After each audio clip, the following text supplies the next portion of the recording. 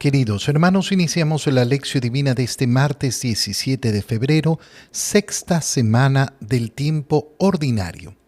Por la señal de la Santa Cruz de nuestros enemigos, líbranos, Señor Dios nuestro, en el nombre del Padre, y del Hijo, y del Espíritu Santo. Amén. Señor mío, Dios mío, creo firmemente que estás aquí, que me ves, que me oyes. Te adoro con profunda reverencia, te pido perdón de mis pecados y gracia para hacer con fruto este tiempo de lección divina. Madre mía Inmaculada, San José, mi Padre y Señor, Ángel de mi guarda, interceded por mí. En la primera lectura de este martes continuamos leyendo la carta de Santiago Apóstol, capítulo 1, versículos 12 al 18. Hermanos, dichoso el hombre que sufre la tentación, porque después de superarla recibirá en premio la corona de la vida, que Dios ha prometido a los que lo aman. Que nadie diga cuando sufre una tentación que es Dios el que lo tienta, porque Dios no puede ser tentado por el mal, ni pone él mismo a nadie en tentación. Más bien, cuando alguno es tentado, es su propia concupiscencia la que lo arrastra y lo seduce. La concupiscencia concibe y da a luz al pecado, y el pecado, cuando madura, engendra la muerte. No se equivoquen, queridos hermanos. Todo beneficio y todo don perfecto viene de lo alto, del Creador de la luz, en quien no hay ni cambios ni sombras. Por su propia voluntad nos engendró mediante la palabra de la verdad, para que fuéramos, en cierto modo, primicias de sus criaturas. Palabra de Dios. Las palabras que escuchamos del apóstol Santiago son sumamente importantes para poner claridad en ciertas ideas que siempre andan dando vueltas por ahí. Empieza Santiago diciendo: dichoso el hombre que sufre la tentación. Ya el día de ayer, al iniciar la carta, veíamos cómo nos invitaba a sentirnos dichosos ante las adversidades, ante los sufrimientos, los padecimientos, la persecución, sobre todo por mantener firme nuestra fe, porque nos decía el apóstol Santiago que eso nos daba la fortaleza. Y la fortaleza vivida con perseverancia nos guiaba hacia la perfección, es decir, hacia la santidad. Ahora nos dice: dichoso el que sufre la tentación. ¿Por qué? ¿Acaso la tentación es algo bueno? No, pero va relacionado efectivamente con aquello que decía sobre la fortaleza, porque inmediatamente dice: porque después de superarla, recibirá en premio la corona de la vida. Entonces, el problema no es que tengamos tentaciones en este mundo. Justamente, como tenemos que enfrentar las tentaciones, es la ocasión que tenemos de probar nuestra decisión, de probar la decisión de cumplir los mandatos del Señor, de probar la decisión de vivir en el bien, de probar la decisión de que quiero efectivamente aquello que el Señor me ha prometido.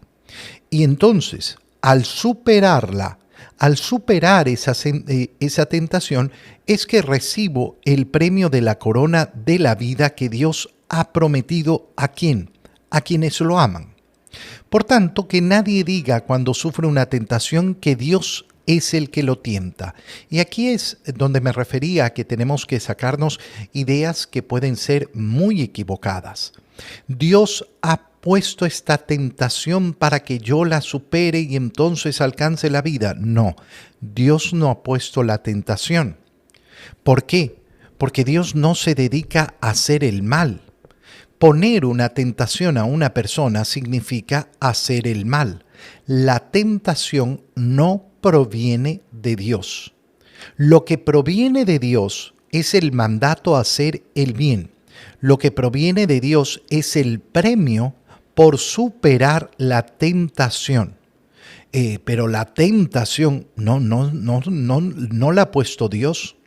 Recordemos que cuando leemos el libro del Génesis, vemos cómo Dios ve que todo lo que ha creado es bueno. La tentación no viene porque Él tiente, sino porque llega el demonio a tentar. La tentación no viene de Dios. Dios no puede ser tentado por el mal. ¿Por qué? Porque no hay ninguna tentación que vaya a causar un deseo en Dios. Y por tanto, Él tampoco pone a nadie la tentación. Más bien, cuando alguno es tentado, es culpa de su propia concupiscencia la que lo arrastra y lo seduce. Es decir, efectivamente la tentación viene por nuestra debilidad. Pero Dios me creó con esta debilidad. Dios me creó con libertad. Dios me ha creado dándome toda la posibilidad de escoger siempre el bien, de escoger siempre su voluntad. Pero la creación ha sido hecha para que vivamos en libertad. Y es tan fundamental que podamos vivir en libertad. ¿Por qué? Porque es la única forma que hay de amar. Si yo quito la libertad, ¿dónde está el amor? No podríamos hablar de amor. No puede existir el amor en la ausencia de la libertad. Y por tanto, ya que el deseo de Dios es que vivamos a la altura del amor, tiene que darnos libertad. Ahí donde no existe la posibilidad de negarse a la voluntad de Dios, no hay entonces la posibilidad de elegirlo a Él. Por tanto, de amarlo a Él. Yo tengo que elegirlo. Y así es como me decido amarlo. Entonces la culpa está en nuestra concupiscencia, en nuestra debilidad. Esa concupiscencia que ha sido lesionada, lógicamente, en el pecado original. Y esa concupiscencia es la que arrastra y seduce. Esa concupiscencia es la que da a luz al pecado. Pero fíjate bien, una cosa es tener la inclinación hacia el mal. Eso es la concupiscencia, el que me pueda atraer el mal. Pero otra cosa es elegirlo. Esa concupiscencia estará ahí presente, pero al final del día soy yo. Soy yo el que decido, y decido entre el bien y el mal. La concupiscencia, por tanto, concibe y da a luz al pecado. Y entonces el pecado es el que madura y engendra la muerte, es decir, es aquel que me separa de Dios. Santiago por eso continúa diciendo, no se equivoquen. Todo beneficio y todo don perfecto viene de lo alto. Qué bonita frase para recordar. Todo beneficio y todo don perfecto viene de lo alto, de Dios, en quien no hay cambios ni sombras. Todo lo bueno proviene de Dios. Por eso es que cuando caminamos el camino de santidad, cuando caminamos el camino del Señor, nos damos cuenta que todo aquello bueno que yo puedo realizar, al final proviene de Él. Y eso me tiene que llevar a no sentir vanidad delante de las obras buenas que realizo. No, mira, es que yo me he esforzado y yo he hecho, sí, pero todo lo bueno proviene de Dios. Efectivamente, tú has puesto tu libertad, pero toda la bondad procede de Dios. Por su propia voluntad nos engendró, mediante la palabra de verdad, para que fuéramos primicias de sus criaturas, es decir, para que fuéramos verdaderamente como Él quiere que seamos, como Él desea que seamos, amantes de Dios, seguidores de su voluntad, amantes del prójimo. En el Evangelio, leemos el Evangelio de San Marcos, capítulo 8, versículos 14 al 21. En aquel tiempo, cuando los discípulos iban con Jesús en la barca, se dieron cuenta de que se les había olvidado llevar pan.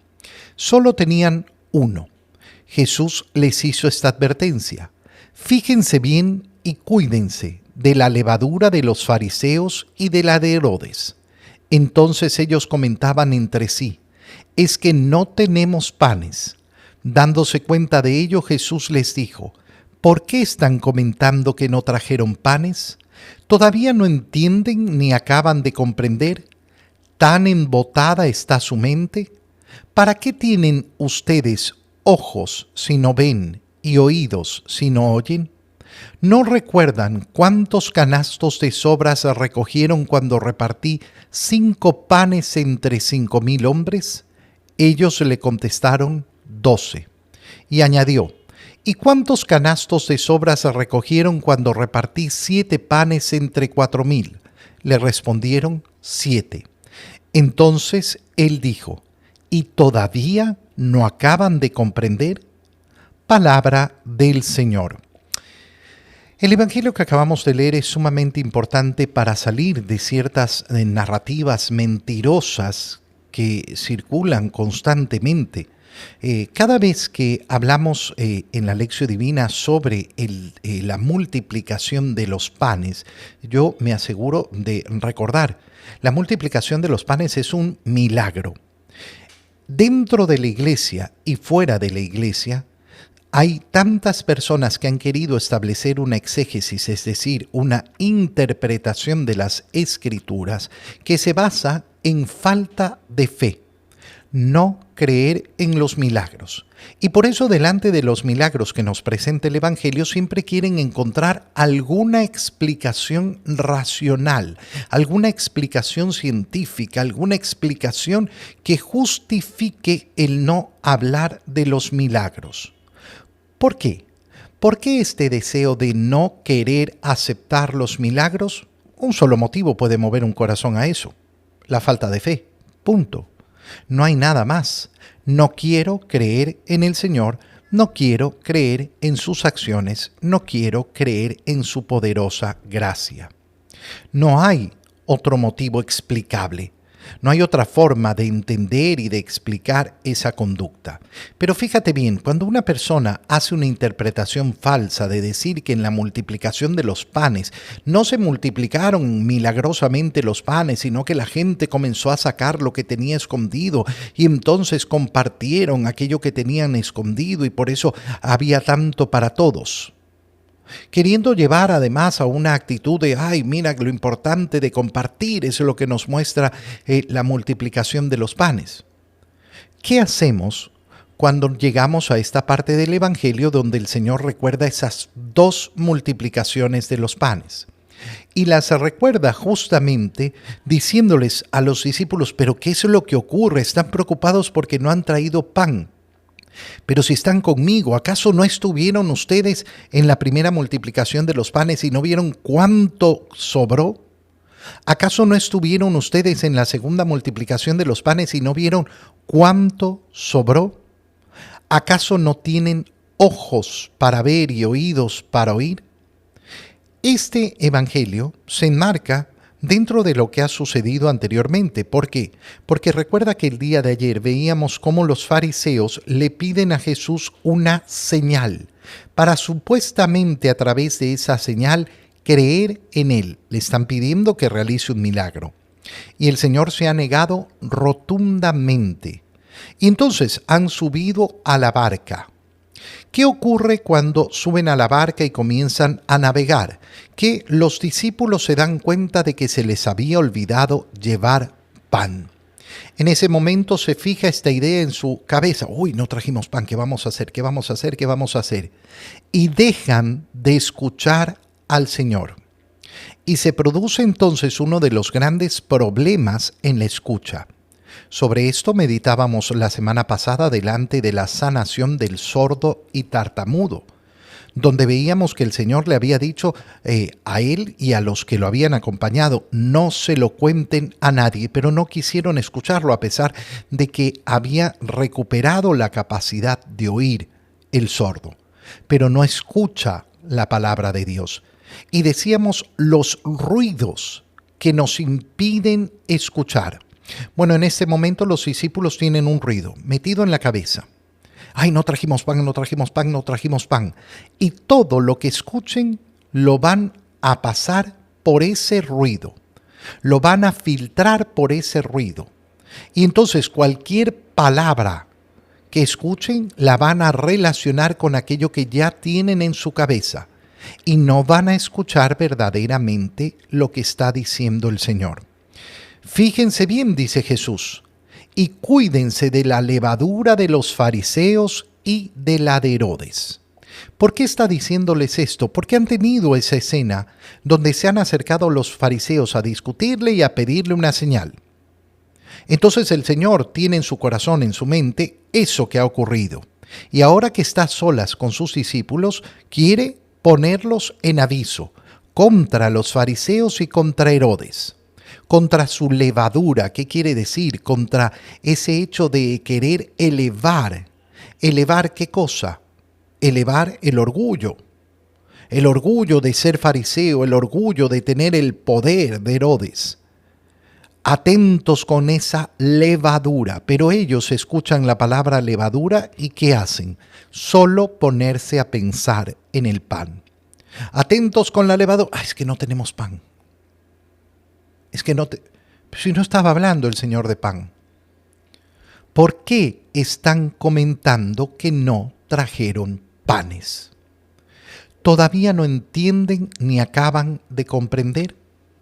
Esta pregunta que nos hace el Señor a nosotros, a ti y a mí, ¿todavía no entendemos? ¿Todavía no terminamos de comprender? Esto se puede producir solamente por una cosa, porque tenemos embotada la mente. Nosotros vemos en el mundo cómo el embotamiento de la mente no permite ni entender ni comprender. Cómo a pesar de tener ojos no se ve y cómo a pesar de tener oídos no se oye. Sino una serie de ideas que mueven el corazón de la gente en el mundo no existirían. No existirían por su completo absurdo. La negativa, por ejemplo, de aceptar la realidad. La realidad que no la construyo yo. La realidad que se impone y se impone de un modo natural. Pienso, un ejemplo pudiéramos hablar de más, pero esa idea absurda de que yo decido si soy hombre o mujer. No, hermano mío, no decides. No es parte de lo que está a tu alcance decidir. Pero eso es tan simple como observar y ver. Nada más. Pero tan embotada está la mente que no se logra comprender. ¿A dónde apunta el Señor? Les dice, ¿acaso no recuerdan? Y aquí viene la escena de la multiplicación de los panes. Y les recuerda todo lo que tuvieron. Entonces, ¿y todavía no acaban de comprender? ¿Todavía no acaban de comprender que están conmigo? ¿Todavía no acaban de comprender que si estás conmigo, yo voy a cuidar de ti?